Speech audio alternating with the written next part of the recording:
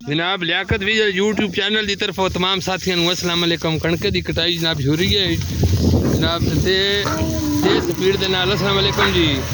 जी वालेकुम सलाम जी। जी मानना में जी जी सुना के हाल हो? खैर है जी।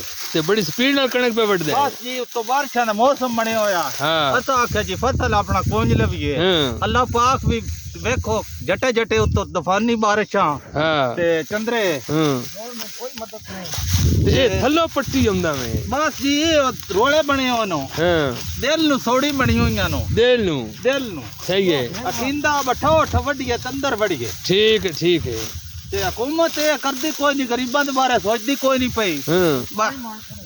हाँ जेड़ी है ना कणक मागी कर छड़ी होने हाँ सोचदे कोई नहीं पाया।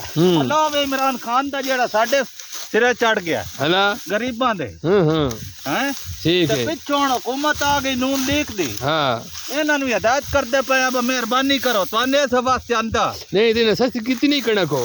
जे कोई कीती तैने ते भला ने बार अल्लाह करे ते कोई थल्ले ही करे नो जिंदारा दे आखे कोई ना लगे नो। तो नाले कणक जेड़ी है ना वो खाली खानी नहीं ना खाने को भी खाना है वो भी सस्ता करे वो भी करन जी। ठीक हो गया ए जनाब भैया मानना है तो कणक पे बढ़ जाता है जनाब स्पीड च बढ़ता कणक थलो पट्टी आंदा है भी थकया पिया सत्ता पिया जी। हाँ तो ये आदा बग जेड़ा मैं गरीब बंदा तो जनाब हुकूमत दे के अपील है कुछ हाथ हौला रखे हाथ थोड़ा रखन जी। हां ते साडी गुजारिश है बा मेहरबानी करो नो ये जितने भी दुकानदार है ने सौदा इंज मांड के देंदे पर हला ठीक है जनाब। ये जनाब अगर साडी ये जेड़ी है ना देहाती वीडियो है तो अगर पसंद आवे तो लियाकत विलेज यूट्यूब चैनल जनाब साडा तो सब्सक्राइब करना है शेयर करना है तो लाइक भी करना है। साडी आने वाली बात नवी वीडियो तुहाडे तक पहुंच सके जनाब। वेख लो कणक कब कन मने ढेग लायो अजे तक कणक मुक्की जी बिल्कुल नहीं मुक्की। जी हां।